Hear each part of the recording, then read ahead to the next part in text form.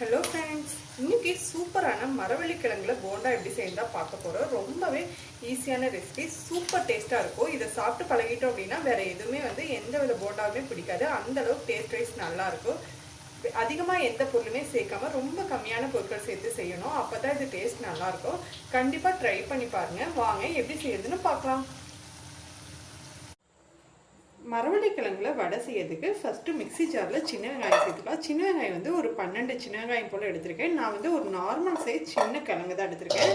அதனால இந்த வெங்காயத்தோட அளவு போதும். நீங்கள் கிழங்கு நல்லா பெரிய கிழங்காக எடுக்கிறீங்க அப்படின்னா இன்னும் கொஞ்சம் சேர்த்துக்குங்க அதிகமாக. இது கூடவே 3 பல் பூண்டு சேர்த்துக்கிறேன்.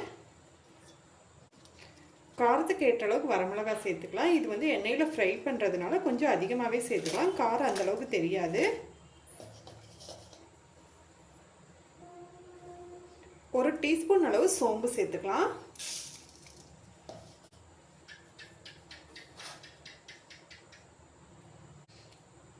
இது கூட க்ளீன் பண்ணிவிட்டு சீவி வச்சிருக்கிற மரவள்ளிக்கிழங்கு சேர்த்துக்கலாம். நான் இது நல்லா தோலெலாம் சீவிட்டு பஜ்ஜி சீவுறதுல சீவி எடுத்துக்கிட்டேன். அப்போ தான் நம்மளுக்கு அரைக்கிறதுக்கு ஈஸியாக இருக்கும். இல்லைன்னா அரைப்பட்டு வராது.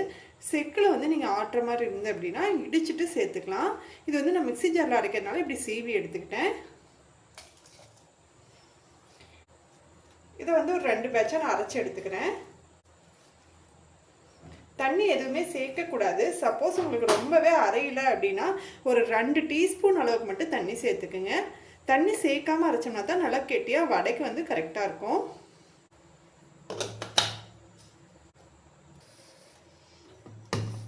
எனக்கு இந்த மிக்ஸி ஜாரில் அரைப்படவே இல்லை. நான் எப்போவுமே பெரிய மிக்ஸி ஜாரில் தான் போடுவேன். இருந்தாலும் இதில் கொஞ்சம் ட்ரை பண்ணலான்னு போட்டேன். இப்படியே இருக்குது. இன்னும் உள்ளே இருக்கிறது எதுவுமே அரைப்படலை. அதனால பெரிய ஜாரில் மாற்றிக்கிறேன்.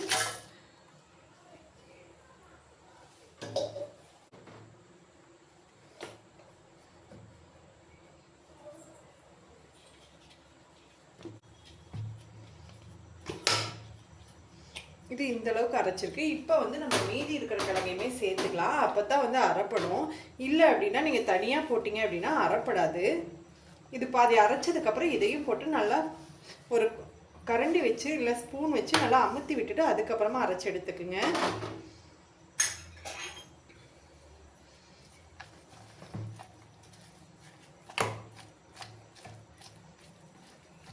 டேஸ்ட் வைஸ் இந்த வடை சூப்பராக இருக்கும். ஆனால் அரைச்சி எடுக்கிறது தான் ரொம்பவே கஷ்டமாக இருக்கும்.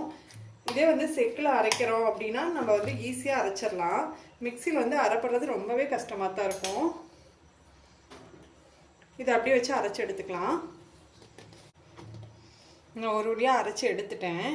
இந்த அளவுக்கு இருந்தால் போதும். நல்லாவே அரைப்பட்டுருச்சு. இது கூட வெங்காயம் கருவேப்பிலை எல்லாமே மிக்ஸ் பண்ணிக்கலாம். இந்த அரைச்ச விழுது கூட நம்ம உப்பு சேர்த்துக்கலாம். உப்பு அரைக்கும் போதே நீங்கள் சேர்த்துக்கிறீங்க அப்படின்னாலுமே சேர்த்துக்கலாம். இது கூட நான் பொடியாக நறுக்கின பெரிய வெங்காயம் சேர்த்துக்கிறேன். கொஞ்சமாக கருவேப்பிலை அதையுமே குட்டி குட்டியாக கட் பண்ணி சேர்த்துக்கிறேன்.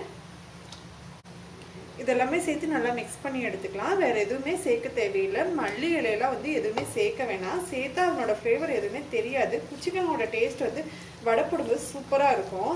நமக்கு வெங்காயம் மட்டும் இருந்தாவே போதும். வெங்காயம் கருவேப்பிலை மட்டும் சேர்த்தாவே போதும். மல்லி இலையெல்லாம் சேர்த்தோம் அப்படின்னா அதனோட ஃப்ளேவர் தான் அதிகமாக இருக்கும். இதனோட டேஸ்ட் அந்தளவுக்கு தெரியாது. இது மட்டும் போதும். இதை நம்ம ஆயிலில் ஃப்ரை பண்ணி எடுத்துக்கலாம். ஆயில் நல்லா சூடானதுக்கப்புறமா சின்ன சின்ன பீஸாக போட்டு பொரிச்சு எடுத்துக்கலாம். இது நல்லா கோல்டன் கலரில் வெந்து வரணும். அப்போ தான் டேஸ்ட் நல்லாயிருக்கும். போடும்போது ஆயில் நல்லா ஹீட்டாக இருக்கிற மாதிரி வச்சுக்கோங்க.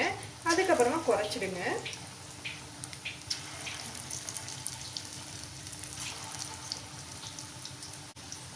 இது வடையாட்ட தட்டி போட்டிங்க அப்படின்னா அந்த டேஸ்ட் நல்லா இருக்காது. கொஞ்சமாக இந்த கிள்ளி கிள்ளி போண்டா மாதிரி போடுவோம் இல்லையா, அது மாதிரி போட்டு எடுத்துட்டோம் அப்படின்னா சூப்பராக இருக்கும். ஒரு சைடு ஃபுல்லாகவே வெந்ததுக்கு அப்புறமா திருப்பி விடுங்க.